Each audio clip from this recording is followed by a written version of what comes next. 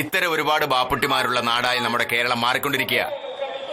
മയക്കുമരുന്ന് വിൽക്കുന്നവരുടെയും അത് വാങ്ങി ഉപയോഗിക്കുന്നവരുടെയും എണ്ണം അത്ഭുതാവകമായി കൂടിക്കൊണ്ടിരിക്കുക. മണ്ടത്തരായി പോയി. നിങ്ങൾ അന്നേ പറഞ്ഞിരുന്നെങ്കിൽ കൈയോടെ പിടിച്ച് പോലീസിലേപ്പിക്കുമായിരുന്നു ഞാൻ അവനെ. അന്നത്തെ ദിവസം ഞാൻ സ്ഥലത്തില്ലായിരുന്നു, അതാ ഈ കുഴപ്പമായത്. അല്ലെങ്കിൽ കുറ്റിക്ക് 2 അടിയും കൊടുത്ത് ഞാൻ അവനെ പിടിച്ചു കെട്ടി പോലീസിൽ ഏൽപ്പിച്ചല്ലേ. നിങ്ങൾ ഈ പറഞ്ഞ അന്തരീക്ഷത്തിലല്ല ഞങ്ങൾ അവനെ കണ്ടത്. പിന്നെ ഒരുപാട് പണം ആവശ്യമുള്ള ഒരു പ്രാരാബ്ധക്കാരനായ യുവാവ്. അതുകൊണ്ടാണ് ഞങ്ങൾ ആരെ അറിയിക്കാതെ കണ്ണടച്ചത്. ആട്ടെ, പിന്നീട് എപ്പോഴാണ് അവൻ ഇവിടേക്ക് വന്നത്? അത് 1 വർഷത്തിന് ശേഷം. അത് ഒരു ദിവസം രാവിലെ.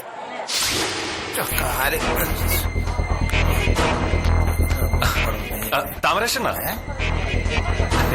ഓർമ്മയുണ്ടോ? അല്ല, ഈ ബാപ്പൂട്ടിയല്ലേ? അതെ. യോ, കണ്ടിട്ട് ആളെ മനസ്സിലായില്ലേ കേട്ടാ. കുറെ നേരമായി ഞാൻ നിങ്ങളെ കാത്തു നിൽക്കുന്നു. എന്തരന്? ഞാനിപ്പോ വെറും ബാപ്പൂട്ടിയല്ല, ബാപ്പൂട്ടി മുതലാളിയാ.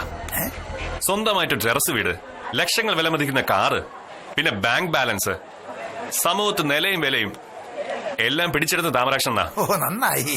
ഓ, സന്തോഷം. അല്ല, നമ്മൾ അനിയന്റെ പഠിത്തം എങ്ങനാ? അവനിപ്പോ ലാസ്റ്റ് ഇയറിന് പഠിക്കുക. അവൻ ചോദിക്കുന്നതിൽ ഏറെ പണം ഞാൻ എത്തിച്ചു കൊടുക്കും. ഞാൻ ദാരിദ്ര്യം അറിഞ്ഞ് വളർന്നവനാ. എന്റെ അനിയൻ അങ്ങനെ ഒരു ഗതികേട് വരരുത്. അത് തന്നെ. അയ്യോ, ഞാൻ രാവിലെ കട തുറന്നില്ല. കട തുറക്കട്ടെ കേട്ടാ. ഇത് താമരശനും അന്ന് കണ്ട മേഡത്തിനുള്ളതാ. അല്ല, എന്തിനാണിത്? 2 മൊബൈൽ ഫോണുള്ള ഒരു 10-40,000 രൂപ വില വരുന്നതാ. ബാബുട്ടിയെ, കാര്യങ്ങളൊക്കെ ശരി തന്നെ. പക്ഷേ നേരായ മാർഗത്തിലൂടെ അല്ലാതെ കിട്ടുന്ന ഒന്നും ശാശ്വതമല്ലാന്നുള്ളതാണ് ഞാൻ പഠിച്ചിട്ടുള്ളത്. അതുകൊണ്ട് എനിക്കിത് വേണ്ട. ആ പഠിപ്പൊക്കെ മാറ്റാറായി താമരക്ഷണ്ണ. ഇപ്പൊ കയ്യില് പണമുള്ളവനാ ഡിമാൻഡ്. അങ്ങനത്തെ ഡിമാൻഡുകളൊന്നും ഈ താമരാട്ടിന്റെ കണ്ണിൽ വലുതാവൂല്ലേ ബാബുട്ടിയെ. അയ്യോ, കട ഉറക്കണം. നീ നിക്കി, തോന്നെ താമസിച്ചോ കേട്ടാ. അല്ല ബാബുട്ടി, മനസ്സ് മാറിയല്ലേ? എനിക്കറിയാം. വില കൂടിയ മൊബൈൽ ആരെങ്കിലും വേണ്ടെന്ന് പറയോ? ബാപ്പൂട്ടിയുടെ മൊബൈൽ വാങ്ങാൻ വേണ്ടി നിന്നതല്ല ഞാൻ. ഇനിയെങ്കിലും ഒരു നല്ല വഴിക്ക് നടക്കണമെന്ന് ഒരു ജ്യേഷ്ഠന്റെ സ്ഥാനത്ത് നിന്ന് പറയാൻ വേണ്ടി വന്നതാണ് ഞാൻ. ശരി ഇനിയാ.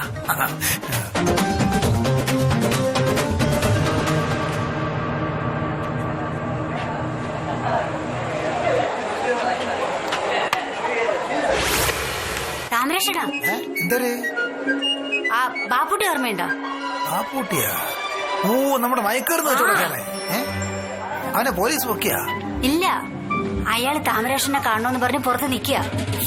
ഇതെന്തൊരു മാരണം! അവൻ എന്തിനാ എന്നെ കാണാൻ വന്നത്? 6-7 മാസം മുമ്പ് ഒരു മൊബൈൽ ഫോൺ മാറ്റി എന്നെ കാണാൻ വന്നാണായി. ഇപ്പൊ കാറുമായിട്ടുള്ള വരവായിരിക്കല്ലേ. എനിക്ക് കാണണ്ടെന്ന് പറയും. അങ്ങനെയുള്ള കൂട്ടൊന്നും എനിക്ക് വേണ്ട. ഒന്ന് വന്ന് നോക്കണ്ണ. അയാളെ കണ്ടിട്ട് എന്തോ പ്രശ്നമുള്ളത്. പ്രശ്നം നീ വാ, പോയി നോക്ക്. പറയും.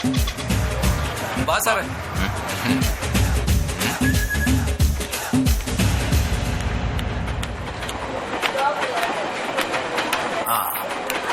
ബാപ്പൂട്ടി, എന്തിനു പറ്റിയോട്ടെ ബാപ്പൂട്ടി? നിന്നെ കണ്ടിട്ട് ആകെ വല്ലാതിരിക്കണല്ലേ. എന്തൊരു എന്നെ പോലീസ് പിടിച്ചാ? എന്തരുണ്ടായെന്ന് പറ. കൊടുത്താ കൊല്ലത്തേട്ടൊന്നും പറയാറില്ലേ? എന്റെ കാര്യത്തിൽ അത് സംഭവിച്ചു.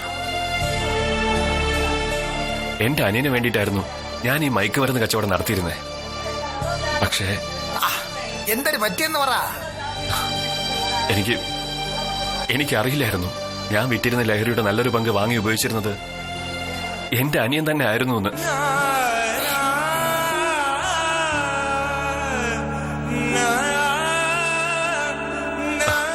കാര്യങ്ങളൊക്കെ അറിഞ്ഞപ്പോഴേക്കും ഒരുപാട് വൈകിപ്പോയി.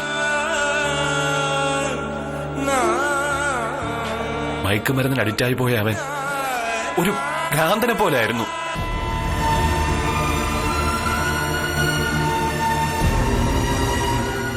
ഇനിയൊരു തിരിച്ചുവരവില്ലാന്നറിഞ്ഞിട്ടും മാസങ്ങളോളം ആശുപത്രി കിടന്നു.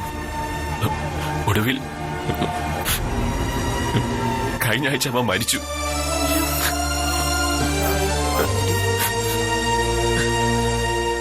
ഞാനിനി എന്ത് ചെയ്യും ചേട്ടാ? മരിക്കണോ? നിന്റെ മരണം ഒരു പരിഹാരമാണ് ബാപ്പൂട്ടിയെ. മണ്ടത്തനം പറയരുത്. എനിക്കിനി സഹിക്കാൻ പറ്റുന്നില്ല ചേട്ടാ. ഞാനിനി എന്ത് ചെയ്യും? ബാപ്പുട്ടി, തമ്മിൽ പരിചയമില്ലെങ്കിലും ഇവർ പറഞ്ഞ് നിന്നെ കുറിച്ച് ഞങ്ങൾക്ക് എല്ലാവർക്കും അറിയാം. ഈ അവസ്ഥയിൽ മരണത്തെക്കുറിച്ച് ചിന്തിക്കല്ല അനിയൻ ചെയ്യേണ്ടത്. അതിലൊക്കെ ഉപരിയായി നിന്റെ അനുഭവത്തെ മുൻനിർത്തി ഒരു വലിയ കാര്യം നിനക്ക് ചെയ്യാനാവും. അതെന്താ? നിന്റെ ഒരനുജനെ പോയിട്ടുള്ളൂ. ഇങ്ങനെ ഒരുപാട് അനിയന്മാർ ഈ വിഷം വലിച്ചു കയറ്റി ജീവിതം പന്താടി നടക്കുന്നുണ്ട്. അനിയ, അവരെ നേർവഴിക്ക് കൊണ്ടുവരാൻ നിന്നെ കൊണ്ടാവും. നമ്മൾ ഓരോരുത്തർക്കും അതിനുള്ള ബാധ്യതയുണ്ട്.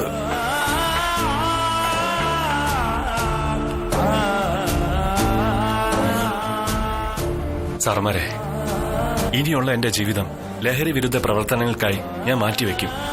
ഉറപ്പാ. ബാപ്പുട്ടി, മരണം ആഗ്രഹിച്ച നിന്റെ പുനർജന്മമാണ്.